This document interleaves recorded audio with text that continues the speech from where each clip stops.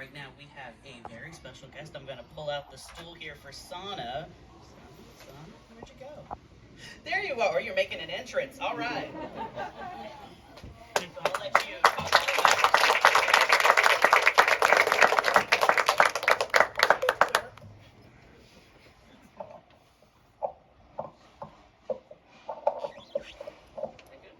Yes, thank you. Hello, my name is Sana and I'm 9 years old.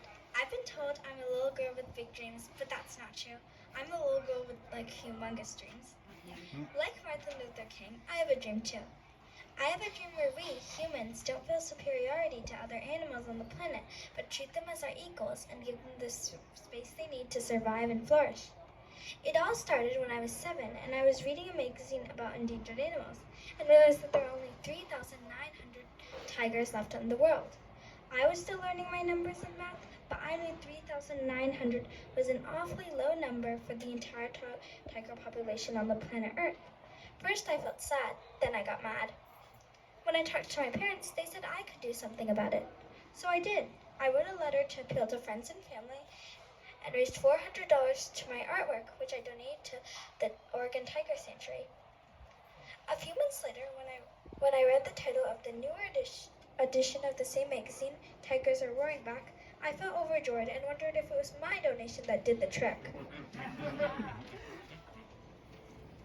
I had always liked writing because it gave me a feeling that my writing would come true and the characters in it would make the world a better place.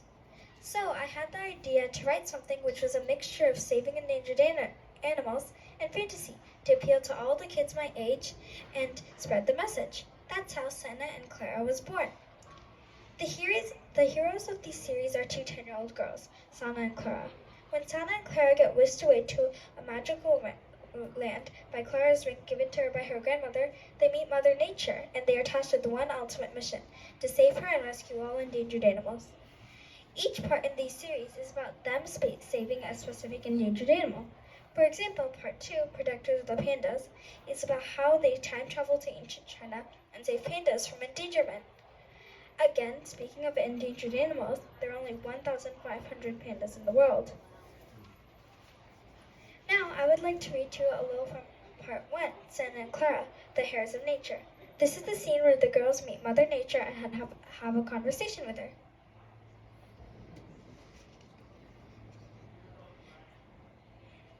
Then, Clara's amber ring began to shimmer so brightly that both Sana and Clara had to shield their eyes. When they opened their eyes, they found themselves facing a beautiful woman sitting on a throne made entirely of wood and leaves.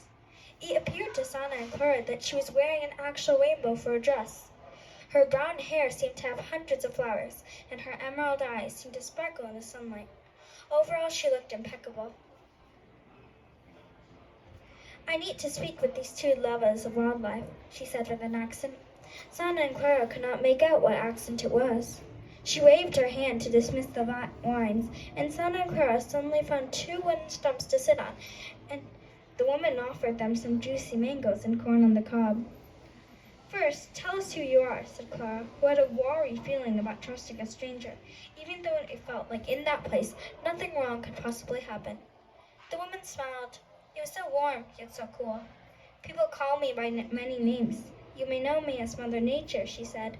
Mother Nature? Sana and Clara looked flabbergasted, but somehow they found themselves to be believing her. Mother Nature laughed at their reactions. The sound of her laughter was more like tinkling bells than the tweeting of birds together. She smiled and said, I think I dressed up too fancy. After all, I was going to meet you 2, the Hares of Nature. She was not helping with Sana and Clara's bafflement. The woman said, I've been watching you. All your life you've been kind to plants and animals. You both love nature. Sana believes in magic and Clara believes in friendship. Together you made the amber ring to work, which took you to this place. I hope you enjoyed listening to this little piece of the book. Although it contains a little bit of fantasy in it, the important message is still true.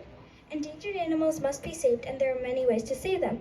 You could write or read about a world like that, make donations to charities, or even grow up or change jobs and become a person who rescues endangered animals. After all, like Amanda Gorman says, there is always light, if only we are brave enough to see it, if only we are brave enough to be it. Thank you for listening. Please note that all the money that I ever get from the sales of my part 2 of Sana and Clara will be donated to a panda sanctuary. So grab a book and save a cute cuddly panda. Thank you.